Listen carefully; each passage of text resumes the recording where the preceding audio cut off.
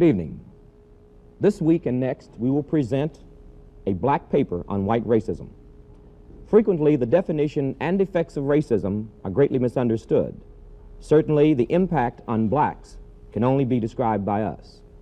An operational definition of individual racism is subordination of a person or group because of race. But we will focus on the institutional practice of racism, when a group is subordinated by factors indirectly related to race. An example would be a union with all white members. You can only get in the union if a member sponsors you, and automatically whites select one another. So this pattern of selection automatically keeps blacks out. The union is white in the first place because its membership reflects the leftover patterns of slavery. Therefore, racist behavior is both intentional and unintentional. Our institutions mostly involve unsuspecting individuals who are part of a racist pattern. All definitions of black people's standards and values have been defined by whites in a society basically European. As simple as it may seem, we have never made any definition of our condition, beauty standards, social etiquette. Even our names have been given us by white culture. To make an authoritative statement of our concept of Christianity, history, education, values and culture, war, colonialism and imperialism, and psychological development, and how these institutions operate in a white racist society, 6 black scholars and philosophers have been invited to present positions and analyses of these topics. With me tonight are John Henrik Clarke, an associate professor of African and Afro-American history at Hunter College in New York. Mr. Clarke is also author of 11 books, including Harlem USA. Preston Wilcox, head of the Education Workshop of the Congress of African People, is president of AFRAM Associates, a black educational consultant firm, and is an outstanding author. Reverend Cleage is pastor of the Shrine of the Black Madonna in Detroit, Michigan, and an advocate of black Christian nationalism. He is author of a soon-to-be-published book, Black Christian Nationalism, New Directions for the Black Church. Brother Clarke? I'd like to begin by establishing some kind of a frame of reference. Exactly what are we talking about? And I think in order to do this, I'm going to try to dismiss the subject, then come back to it and deal with it. There is no such thing as a race. Nature created no races. Man created races, racial classifications, and he had his own reason for doing it. Now, who benefited from this artificial creation at first? Who benefits from it now? Now, let's look at the historical roots of this whole thing, and you're not going to understand it until you understand the implications, the far-reaching effects of the opening up of the so-called New World, Christopher Columbus and other thugs coming, suppressing the Indians, and finding a justification for this kind of thing. Let's look at Europe in the 15th and the 16th century, because racism has its roots in that second rise of Europe in the 15th and the 16th century. They had to justify what they were going to do to most of mankind. They were about to take over the whole world. Now, there's a myth about an argument about whether the world was round or flat. That's an old wives' tale. The European had gained enough knowledge and had enough guns, and he had been hungry enough within the body of Europe until he decided that he was going to go out and take the world, be it round or flat.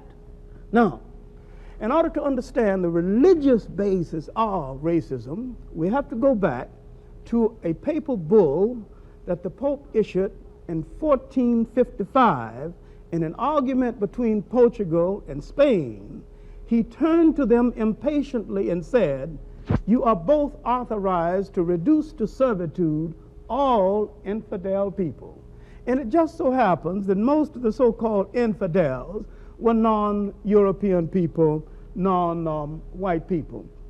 Europe not only had its basis for racism, it had its basis for the slave trade, and this same basis would be good in the colonial system that followed. Racism was created to justify the slave trade, to justify the colonial system and to justify the utter ruthlessness that had to go into the making of modern capitalism. Brother Wilcox? Let me begin by suggesting that the clearest evidence of racism in education is the essential control over black education, both in so-called integrated settings and in segregated settings by white people, many of whom are incapable of responding to the people they're educating as people, many of whom are incapable of understanding the culture and the history of the people they're educating, many of whom really do not see any kind of responsibility for involving these communities and managing their own education. The second kind of aspect is the ability of white communities to keep black people out of their communities and still yet exercise some influence over the education in black communities. That is, even when there's no blacks in the white community, whites are still having some kind of influence over the education in black communities. A third example is the way in which our schools are organized. Despite the fact that we know we live in a racist society, the schools continue to be organized as though racism does not exist. That is, there's been no real shift of power within the school. There's been no effective change in the content. There's been no forthright recognition of the politics involved in education. For instance, in New York City, about 55% of the students are black and Puerto Rican, yet we have one black and one Puerto Rican member on a school board of 5 people. So 3 white people are making decisions that affect 55% of people whom they may not be able to respect as people. Reverend Cleage? Well, I think the basic reason or symptom or proof for the racism of the Christian church is the simple fact that white people have pretended for so long that Jesus was white, and that they've had the necessity to interpret Jesus as being white, when essentially white Christianity is racially, is historically false and theologically absurd, and practically, in terms of its effect on black people, it's a debasing institution that enslaves black people. I think we have to understand, though, that we're not making moral judgments here. Any institution that exists in any society exists to serve the interests of the people who set it up. And Christianity began as a black man's religion. It's an African religion. We have to remember that Israel went into Egypt with 70 people, and after approximately 750 years came out with over 2 million people, and hordes of other slaves who came out and became also part of the emerging new nation of Israel. So Israel, the biblical Israel, was a black nation, an African nation that came out of Africa and kept constant ties with Africa. And so we have to remember then that Jesus was a black Messiah, not a white Messiah, and he comes out of the whole historical background of Africa, of African traditions, of African history, of African culture, the concept of communalism, the concept of a chosen people, the concept of kingdom of God on earth. All these things were out of African tradition, not out of the white man's tradition. And Jesus was essentially a revolutionary Messiah who was trying to lead a black people in a revolt, in a struggle and conflict with a white Gentile oppressor. So the whole church has to be viewed from the point of view of the white oppressor. The white oppressor has one kind of Christianity, has one kind of church. The black church has to become independent and go back to the historic African roots of Christianity, because the slave church that the white man set up for black people tends to continue the enslavement of black people. So the black church has to become, again, a revolutionary instrument in the hands of black people, controlled by black people, fighting, as Jesus fought, for the liberation of black people against white Gentile oppression. I'd like to continue from Reverend Cleage's point and deal briefly with image, because image is the paramount factor in keeping racism alive. Now, exactly when did the Christian church become white, in as much as Christ is described in early literature as being swarthy and having hair like sheep's wool, and that's surely not a Caucasian's hair. The first image of the church, the first image of the Madonna, was the black Madonnas, and these black Madonnas were very prevalent in the churches of Europe. Up until the 16th and the 17th century, there was no white Madonnas in the churches of Europe. And some of the churches of Europe to this very day have black Madonnas. All right. At what point did Christianity become all white? And at what point did Christ become a blonde, blue-eyed person that hangs in your churches, and with a haircut and a uniform, he'd probably be a good Nazi? All right. One thing the Jews seem to have forgotten is that the picture of Christ, as in present-day literature, is an insult to them, because there's nothing particularly Jewish about him, physically or otherwise. All right. Now, another thing we're going to have to look at seriously is that when the Europeans projected themselves out into the broader world, they not only colonized most of mankind, they colonized the teaching of history itself. And gradually, so many things black became white. I'd like to just say one little word about when did Christianity become white. The process by which Christianity became gradually to be interpreted as being white began at a very early point with Apostle Paul, who wrote the epistles of the New Testament, and who was, even at that time, with black Israel and black Jews, an Uncle Tom Jew. He was an Uncle Tom black Jew, and he wanted to identify with white Gentile world. He prided himself on being a Pharisee, but more on being having Roman citizenship. So as soon as he had sunstroke on the Damascus Road and said he's been converted, he started out to take the Christianity, the teachings of Jesus, to the Gentile world. Now, he could not take the revolutionary teachings that Jesus had actually taught, because Jesus was a zealot, and they were engaged in revolution. I mean, open revolution. He was one of the zealot leaders at that time. So he couldn't take that to the Gentile world. So he had to make an image, a symbol out of Jesus on the cross, which was compatible with the heathen symbolism of the Roman and Greco-Roman heathen world. So he made Jesus a kind of a heathen symbol that he could take to the Gentile world. And the whole writings of the Apostle Paul tend then to destroy the basic African background of Christianity and to make it compatible with the Greco-Roman heathen world. So it began there, but the actual identification of Christianity as being a white religion didn't really take place until the 14th, 15th, 16th centuries, when the pictures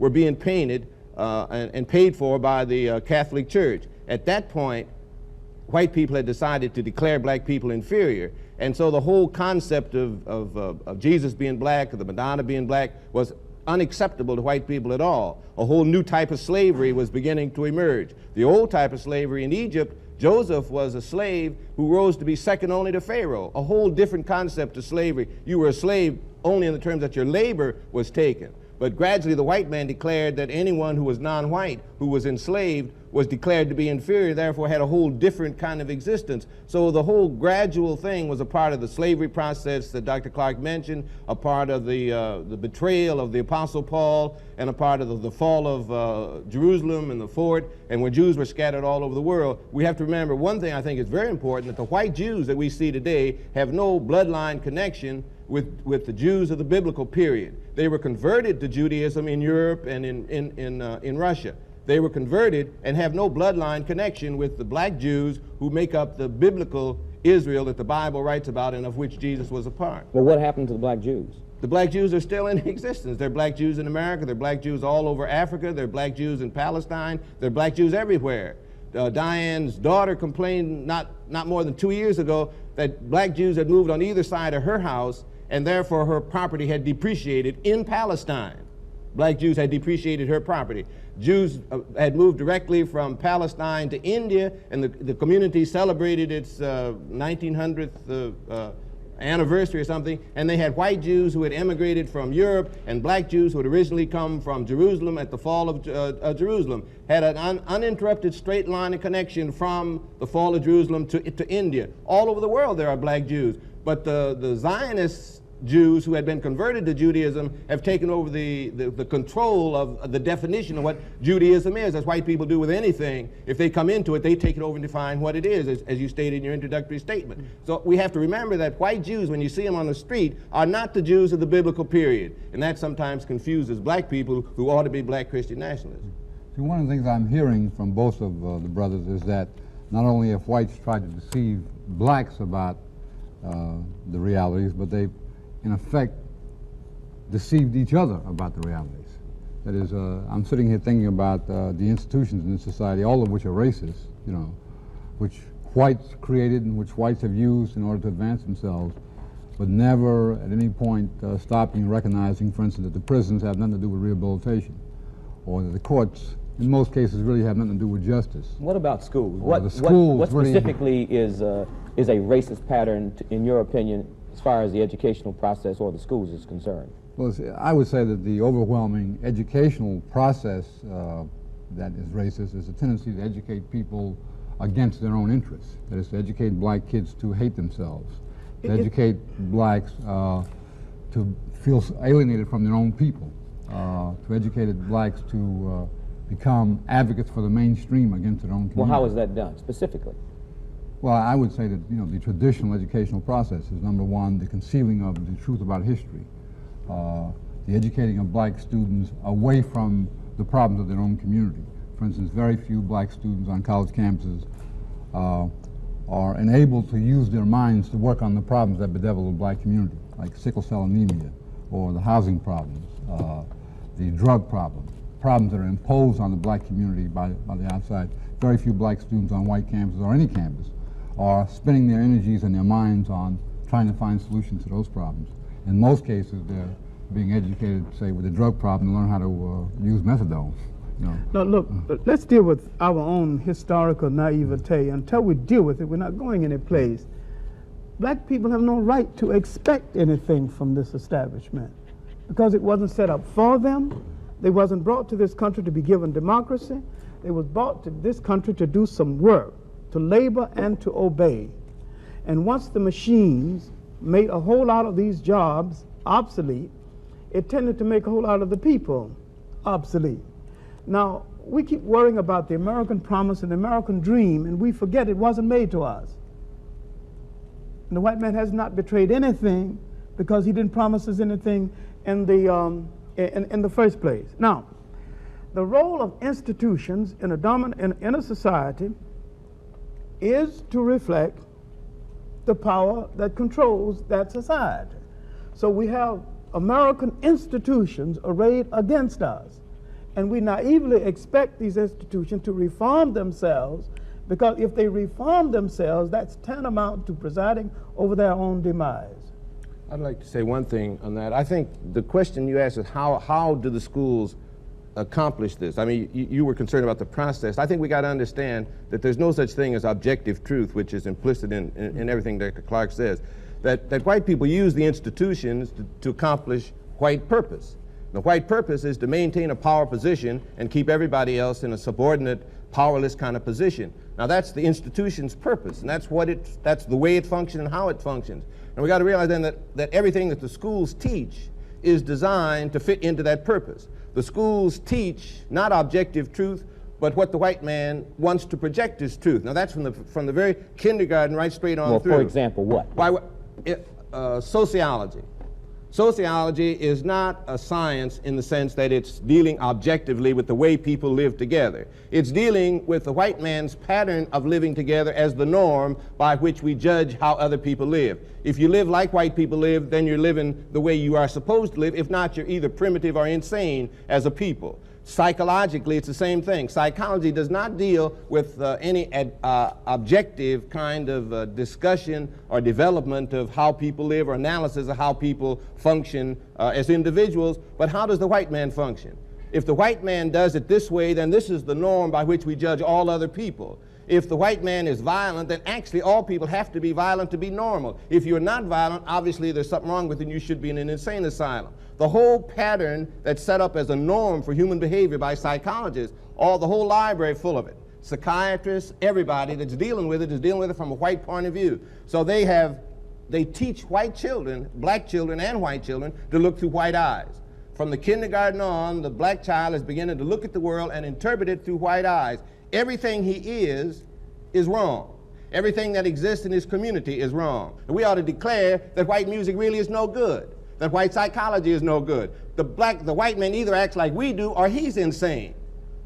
White sociology is no good. The very structure of white society indicates that white people, obviously, in social structure are either insane or they're abnormal. So we have to project down a black psychology, a black sociology, a black music, a black history that takes in the realities and that is essentially sound, as opposed to the mythology that the white man has developed out of his own ignorance, for one thing, out of his non-creativity, because the white man has never created anything. He's stolen things but never created anything. He cannot actually deal with history, because history is a recital of his total failure and his total absence of making any genuine contribution to the world. If we define a black psychology, a black sociology, where will we use these?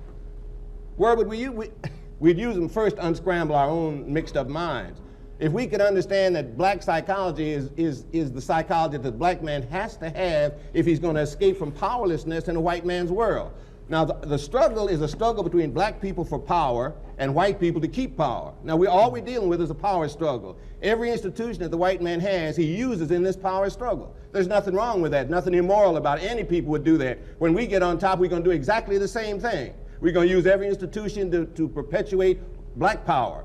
And the white man's going to have to fight up from the bottom again for another, 100 million years trying to get back to a position of power. There's nothing wrong with fighting for power, but the thing that's wrong is for powerless people to accept their powerlessness and to accept the definition by which they are maintained powerless and to accept the institutions which perpetuate their powerlessness. So that's why I think the black church has to become a power base for black people in changing this total institutional conception structure that black people are living in. We've got to use it as a base to spin off all the institutions that black people need that come from a black perspective, a black orientation, and are concerned with black power as opposed to white power. Let's go back to this value, and I think I don't think we've gone over it too well. We need to look at what kind of societies did black people come out of? What happened before this interference? Now, we came out of basic pluralistic societies, but we came out of sharing societies where nobody was very rich and nobody at all was poor. Now, an African in these societies would no more kill a deer and say, "This is mine," than he would fly, because he didn't think that way. He thought of all property as belonging to the total community. Now, we were brought into a society as slaves just at the time the concept of private property and capitalism was getting well underway with the backing of the church. Now, there is a clash between the values of, the best values of the society we came out of and the society that enslaved us. And too many of us are tied up with these values, the sacredness of private property. What is so sacred about private property? What is so sacred about one man taking upon himself more than he could use in a lifetime while people walking by this mountain of wealth starving?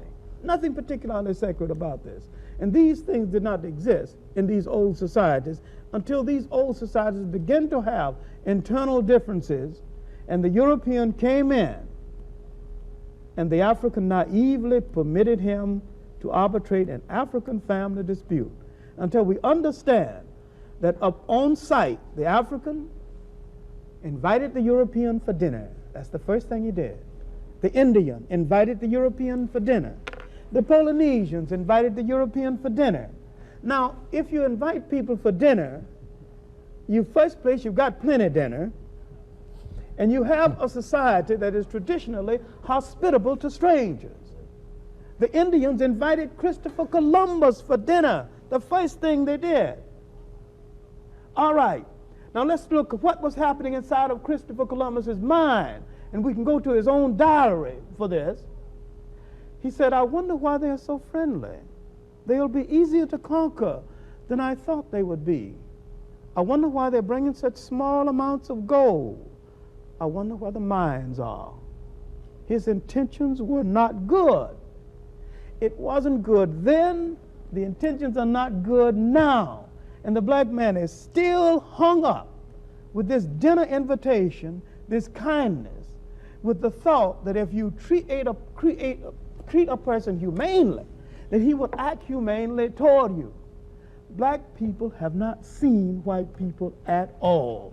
That is why they can't deal with them. I want to say one thing. I think we have to be careful, black people. We too much tied up in this what's good and what's bad.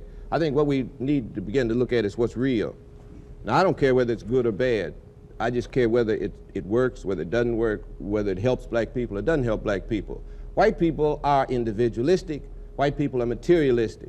And I think Dr. Clarke is absolutely correct in the definition of black civilization, African civilization. Communalistic, whole concept is different. But the white man's individualism and materialism stems from the fact that he comes out of a situation, a place where you could hardly live. You know, the barren land where you could hardly grow, no resources, where they had to fight each other just to keep alive, and where each person had to try to steal all he could to keep somebody else from getting it so he could stay alive. Now that builds individualism and materialism. Now he didn't have much in the way of materialism, but he had the need, the desire, so he built ships, he built guns, everything in order to take something from somebody else. Now you got to realize that the black man came up in a wholly different kind of environment, where there was everything that a person needed. They didn't have to cheat and lie and steal to get enough to eat. Enough to eat was everywhere. Nobody had to take from somebody else. All the resources of the world were right there in the ground. They had everything. They didn't need to build ships and go conquer someplace else. If Africans built a ship, where would they go? Any place they went was worse than where they were. But the white man could build a ship and go any place, because any place he went was better than where he was. Anything that he could take was better than what he already had. So we're dealing with the cultures of two people that stem from the kind of situation in which they live. Black people today are trying to be individualistic and materialistic because we are now in a slave culture. The white man has dominated us so completely, we try to accept his values. What we've got to do is reject his values, go back and accept the old values that come from Africa, our own historic black values, and have a black value system that we put in opposition to the white man's materialism and individualism. Thank you very much, gentlemen.